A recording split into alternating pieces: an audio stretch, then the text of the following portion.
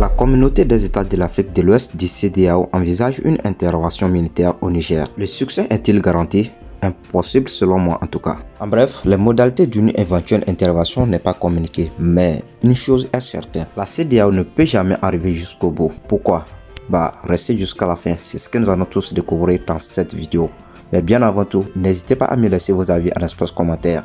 Et si vous n'êtes pas encore abonné sur la chaîne, n'hésitez pas à le faire et d'activer la notification pour ne rater aucune de nos prochaines vidéos sur l'actualité. Et surtout, n'oubliez pas de liker la vidéo, c'est très important à la famille.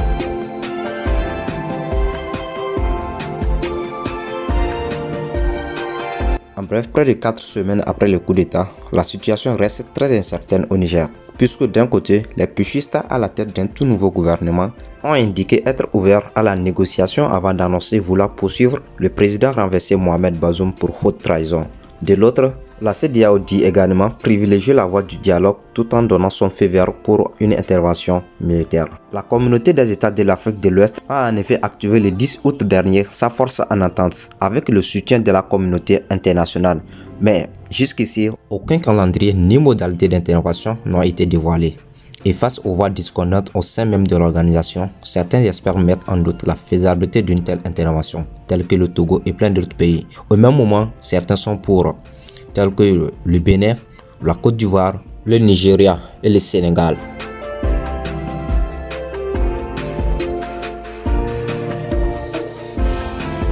En effet, la force en attente de la CEDEAO est déployée dans le cadre des missions liées au maintien de la paix.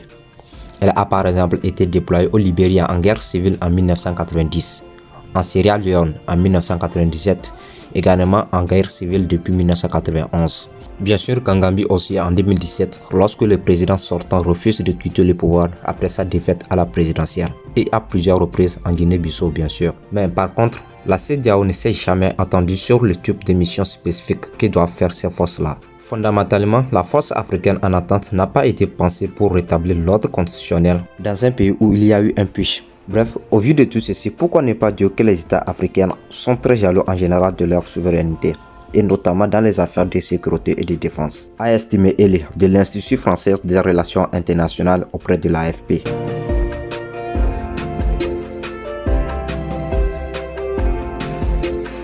Ensuite, comme le rappelle Le Monde, la CEDEAO n'a d'ailleurs déployé sa force lors d'aucun des récents coups d'État, ni en Guinée et au Mali en 2021, ni au Burkina Faso en 2022.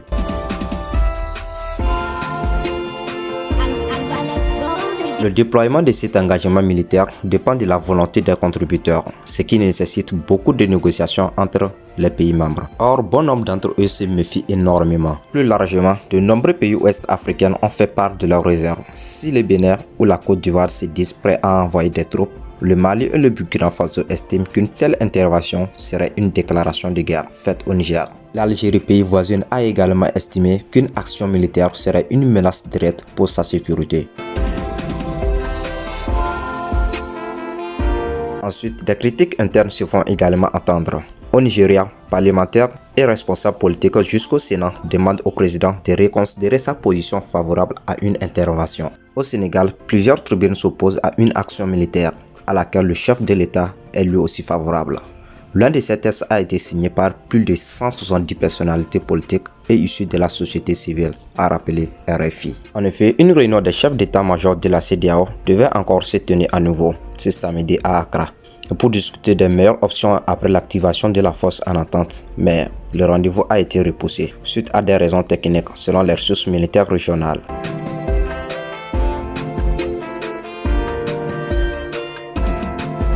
Au Mali et au Burkina Faso, l'armée est déjà aux prises avec des groupes djihadistes.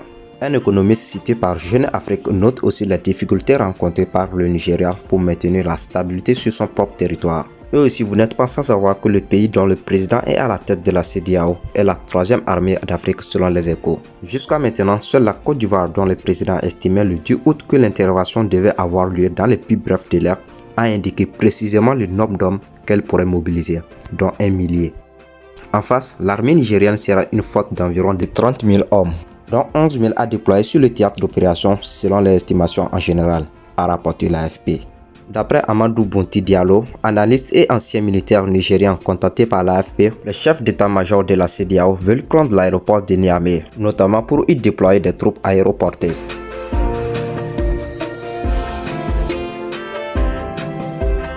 Mais pour le général Sek, la piste d'atterrissage est facile à occuper par les putschistes. Il suffit qu'ils y mettent des milliers de jeunes sur lesquels les pilotes ne pourront pas tirer. Ça ne sera pas une opération militaire simple. L'enlissement est l'un des risques encourus. Cela dépend aussi de la détermination des gens sur place, selon ses analyses auprès de l'AFP. Une opération aérienne sur le palais présidentiel où il est retenu le président Ravessé dont les conditions de détention inquiètent jusqu'à l'ONU serait aussi une option selon Amadou Bounty Diallo. Mais le Niger possède quand même une défense anti-aérienne moderne qui est capable d'abattre leur aérophone, a encore ajouté Bounty Diallo. La CEDEAO pourrait-elle compter sur le soutien de certains militaires nigériens? Impossible. Puisque d'après un conseil du président Deschaux, la garde présidentielle forte de 700 hommes s'est associée au coup d'État, juste pour éviter des massacres. Mais une fois que ça va se concrétiser, vous verrez beaucoup d'unités se désoldariser. Par contre, une source sécuritaire nigérienne affirme au contraire à l'AFP que les soldats nigériens ne fuiront pas. C'est mal connaître leur mentalité. L'intervention de la CEDEAO va les souder.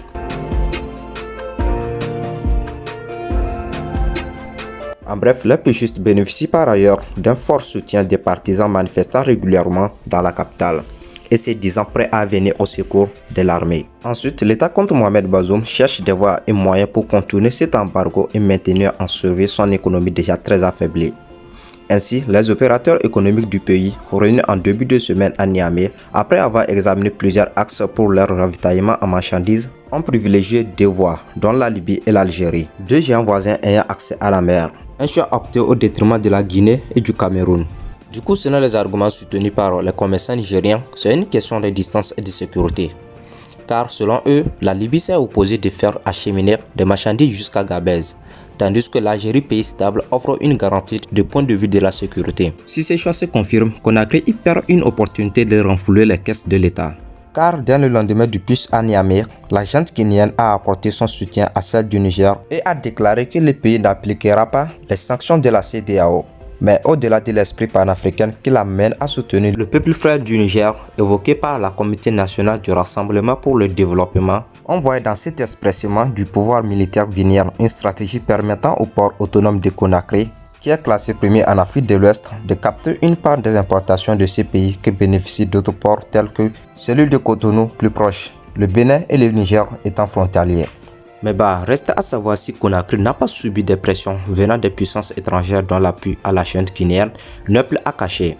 En tout cas, dans la délégation du CNSP conduite par le général Moussa Salahou Barmou, l'homme des Américains est reçu à Conakry le 12 août par le colonel Mamadi Doumbouya, se trouvait bel et bien un opérateur économique nigérien. En attendant, le général Abdourahmane Tiani, le nouvel homme fort du Niger, compte sur le Burkina Faso, le Mali et la Guinée en cas d'un recours à la force par la CEDEAO pour un retour à l'ordre constitutionnel.